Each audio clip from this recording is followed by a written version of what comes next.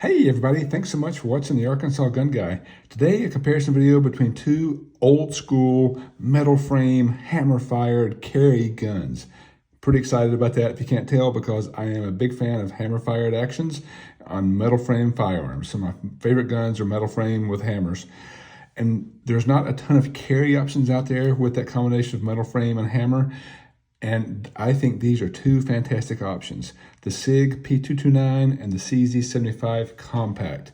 They also have another names I'll tell you about in just a second. But what am I forgetting off of this very short list? I know for sure the Beretta 92 Compact would be a good option for here. I'm not sure what other metal frames with hammers and compact sizes are out there. Let me know in the comments. Love to hear from you. But these two guns have a whole bunch of things in common and a couple of really big differences. And so what I'll do is talk about those similarities and differences. Then I'm actually going to take them to the range and compare them. I've never shot these two side by side to see which one I shoot the best. And I'll roll that footage in, and then I'll have some, I guess, final thoughts at the end. But in general, I have a thought on which one I think will shoot better, but we'll see how that all pans out after the video. So to start with, again, these guns have a ton of things in common, including a different name. Again, this is called the P229. You can see there, maybe with my light, the 229. And this is a CZ75 Compact, although it says 75D. So, and it's very confusing. This is actually technically a CZ75D PCR, which stands for Police Czech Republic. This was a gun that police carried in the Czech Republic at one point in time. So CZ75 Compact or PCR. This guy is called the 229 and also the M11 A1. And it's simply a combination of the original P228 and 229 kind of married together. And so I'll start here actually. The 229 is a miniature version of the 226, the Navy SEAL gun, the famous one.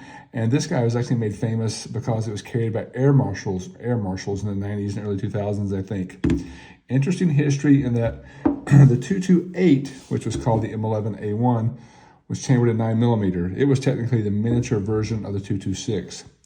Then the 229 was developed, and it was developed for the higher pressure calibers, the 40 Smith & Wesson and the 357 SIGs. Eventually, they all didn't need to be together, so they merged them, called them all 229, but they made this old school version called the M11 A1, which is very retro in the fact that it has no optic system and no rail up here. It's just a standard dust cover. So very basic firearm. Again, I like to use the term old school. The CZ75 is a miniature version of the famous CZ75. Inverted rail system, again, also very old school. No pick rail here for lights, lasers, or chainsaws. No optics system up there. Just a good old-fashioned hammer-fired metal frame gun. So love both of those things. And looking at them, you'll see, again, lots of things in common. By the way, capacity-wise, they both hold 15 rounds, so a draw there. They both have, I think, different, the trigger guards are noticeably different. You'll see you have a very oversized trigger guard for gloved hands on the 229, where the CZ75 has a much smaller trigger guard there. So that's interesting. Both have curved triggers. And they're both for right-handers only. I'm showing you the left side because everything is over here. There's nothing on the other side for lefties like me. So the decocker, slide catch, everything is on this side.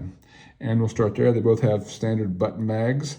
Although I should note that the CZ75 has an awesome lanyard loop if you ever need that. So I know those aren't super common, but there is a lanyard loop on the bottom of that guy.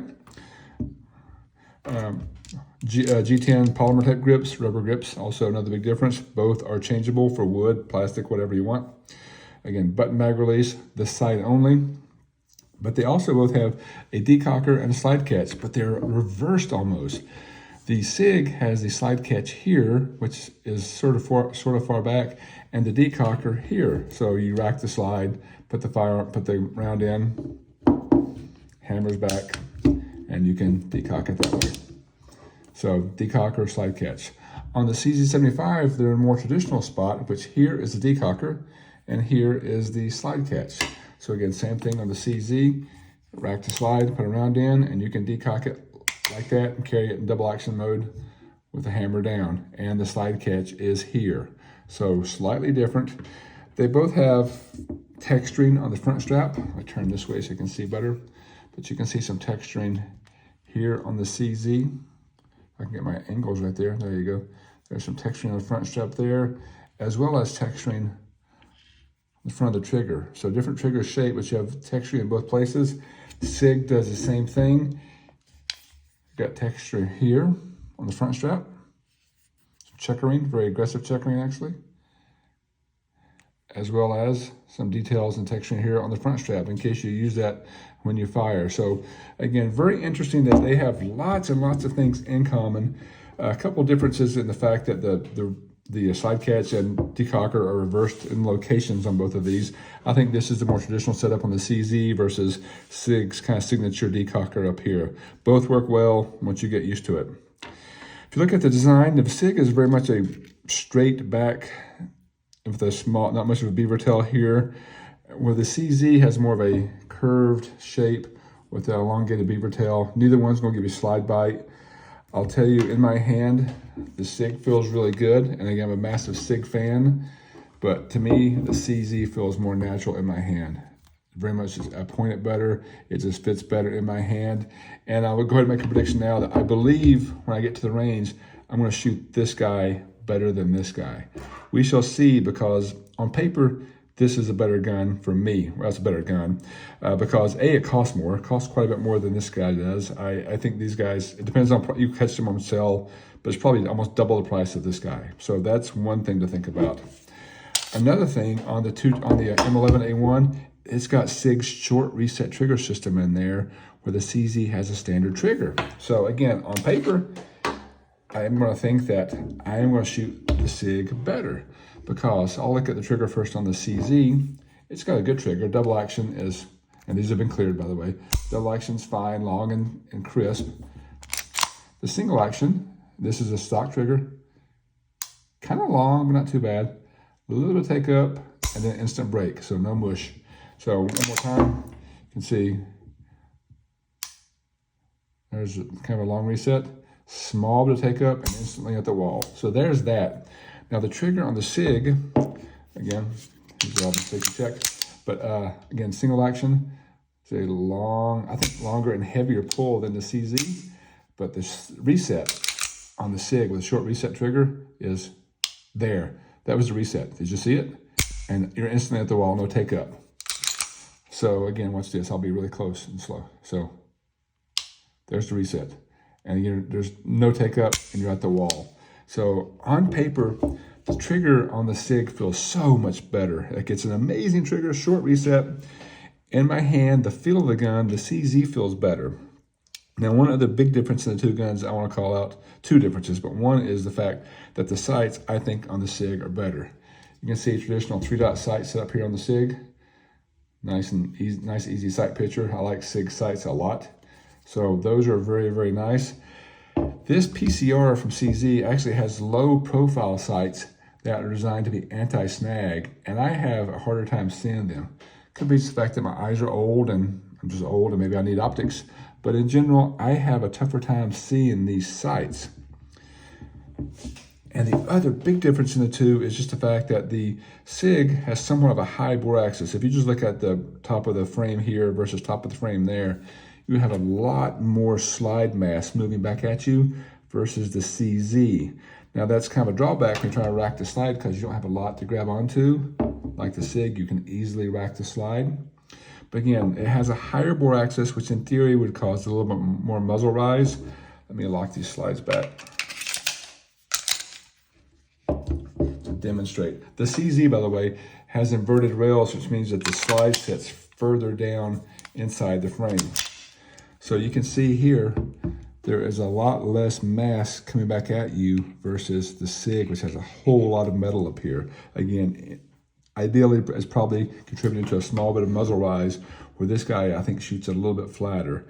I generally shoot all CZ 75 clones better than Sigs, just because, again, they fit my hand better, they point well, and I really stay on target with that inverted rail system that causes less slide mass coming back. So, again, Geek Boy excited to go try the two at the range side by side, see how they do.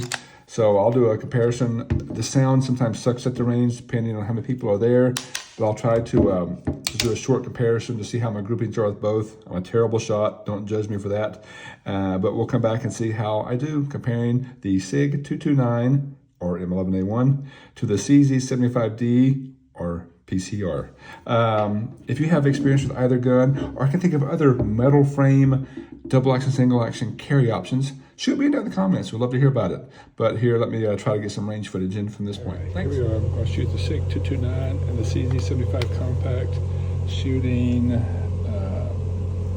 Igman number 19, 124 grain, and shooting at 7 yards. So I'll flip the camera around and see which one I group better.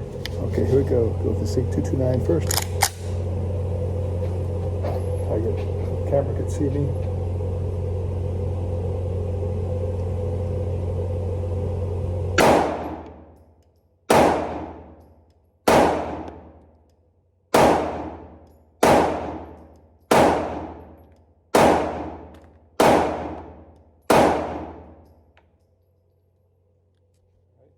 And now CZ75.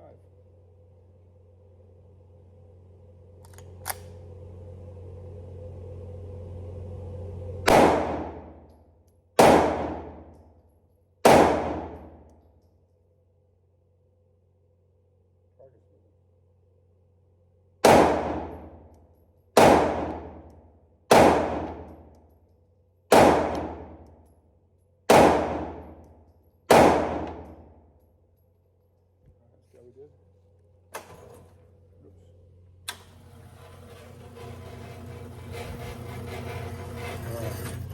So this is the Sig, and this is the CZ. I kind of suck at both of them, don't I? Not sure what the groupings are there, but I call it pretty much a draw. I expected to shoot the CZ a little better, and shot them about the same.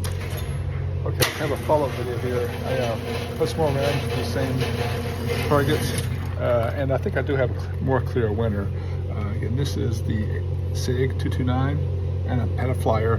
I seem like I always have one. I lose sleep over those. It makes me nuts. But there I am, all at 7 yards on the 229. And here I am on the CZ. Over time, I just always seem to shoot those a little better. So again, both really good guns.